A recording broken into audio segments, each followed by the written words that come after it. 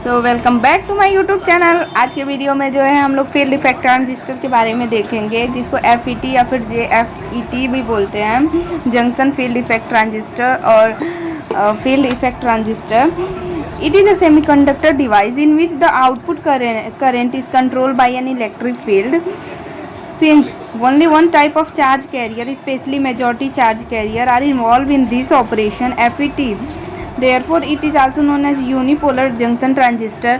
इसको unipolar junction transistor भी बोलते हैं, क्योंकि यहाँ पे जो only one type of charge carrier जो होते हैं, specially majority charge carrier take part लेते हैं कंडक्शन में, लेकिन हम लोग नॉर्मल ट्रांजिस्टर में देख देते हैं तो मेजॉरिटी एंड माइनॉरिटी दोनों टाइप के चार्ज कैरियर जो होते हैं पार्ट लेते हैं कंडक्शन में, क्योंकि वहाँ पे PN जंक्शन टाइप का आ जाता है केस।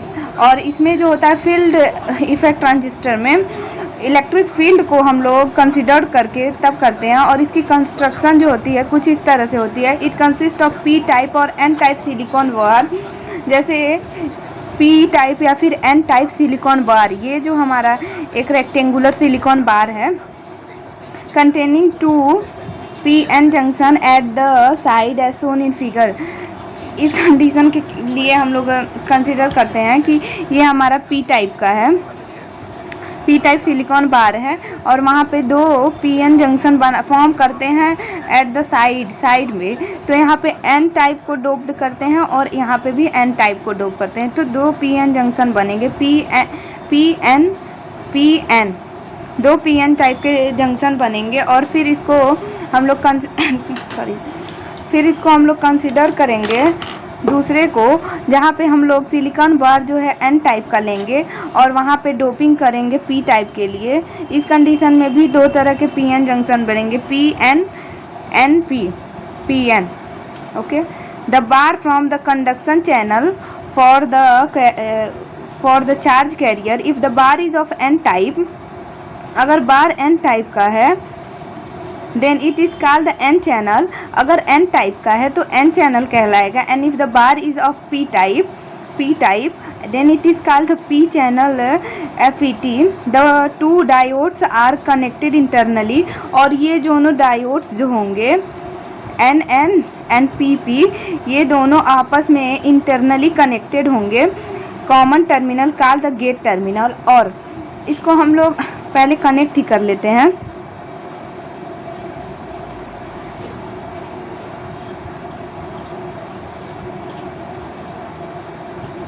इंटरनली कनेक्टेड होते हैं ये, इसको हम लोग गेट टर्मिनल बोलेंगे। Called the gate terminal. The other terminal is called source terminal and the drain terminal.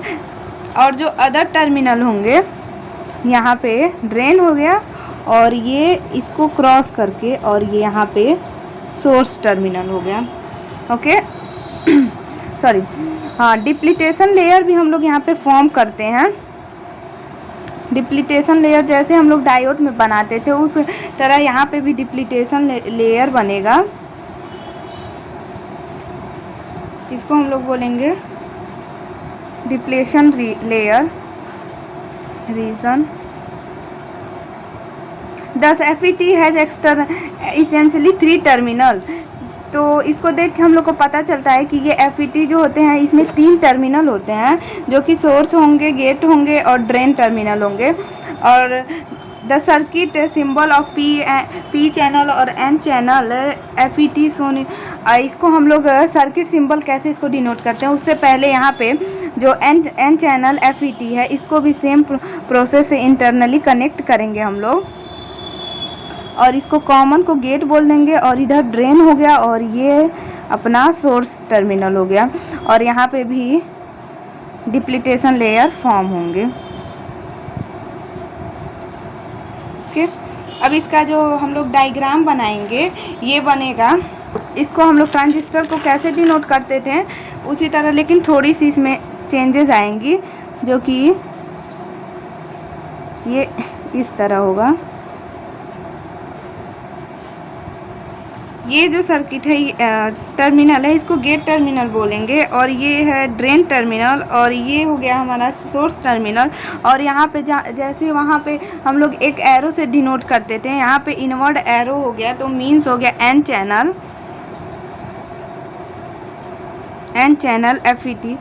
Similarly P channel FET हम लोग को बनाना है।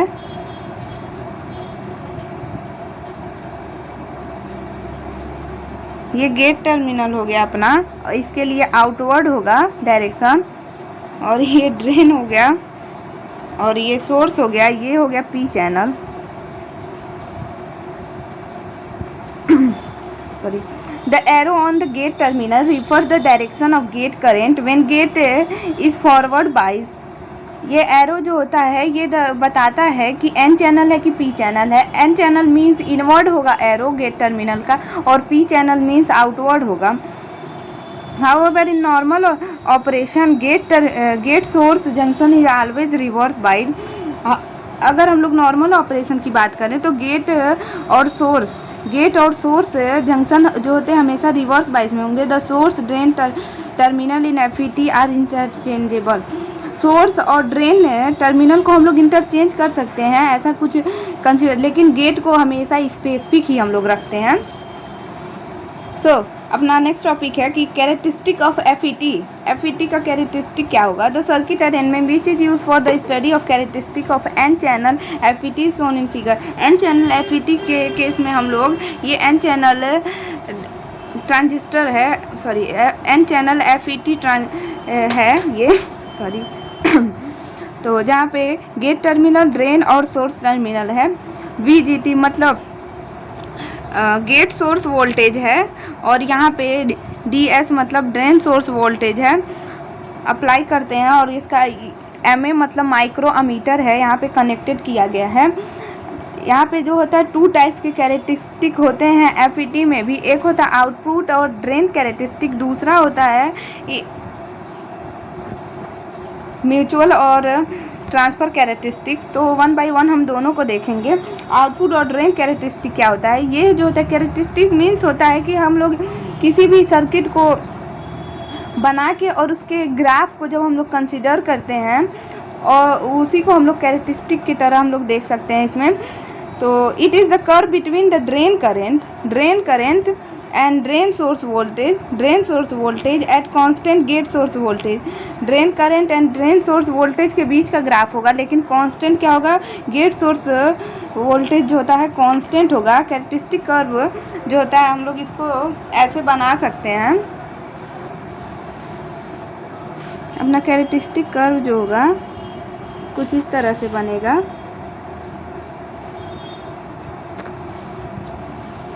ओके, यहाँ पे हम लोग एक्स एक्सिस पे VDS ड्रेन सोर्स वोल्टेज होगा, और ये ड्रेन करंट हो गया। ओके, हम लोग कंसिडर करते हैं एक पॉइंट,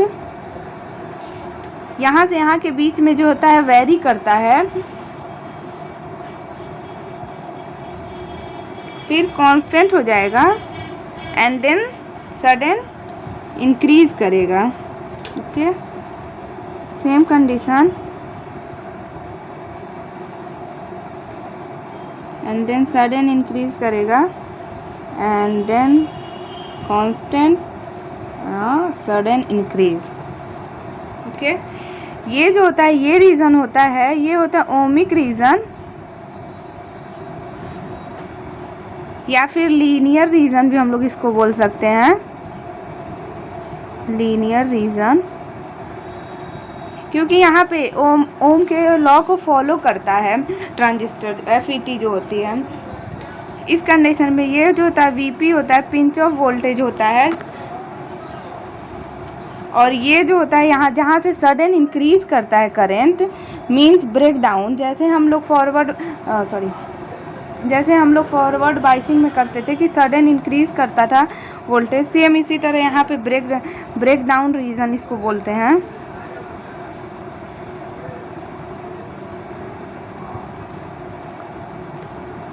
ओके, अब ये जो होता है, ये इतना एरिया जो होता है ये होता है एक्टिव रीजन,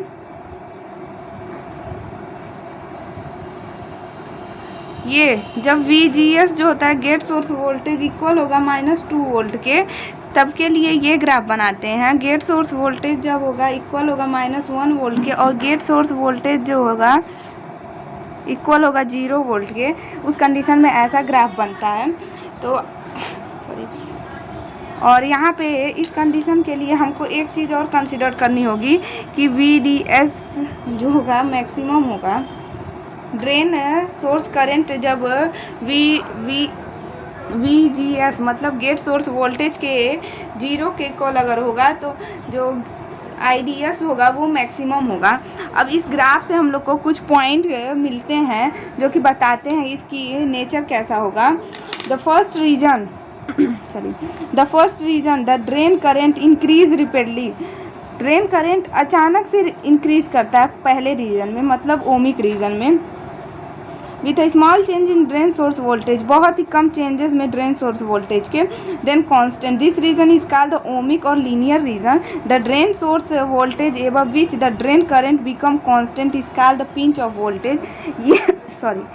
ये जो वोल्टेज होता है उसके बाद से कांस्टेंट होता है, इसको पिंच ऑफ वोल्टेज बोलते हैं। पिंच ऑफ मीन चुटकी भर वोल्टेज, मतलब सडन इंक्रीज करता है ना, तो इसको पिंच ऑफ वोल्टेज भी बोलते हैं।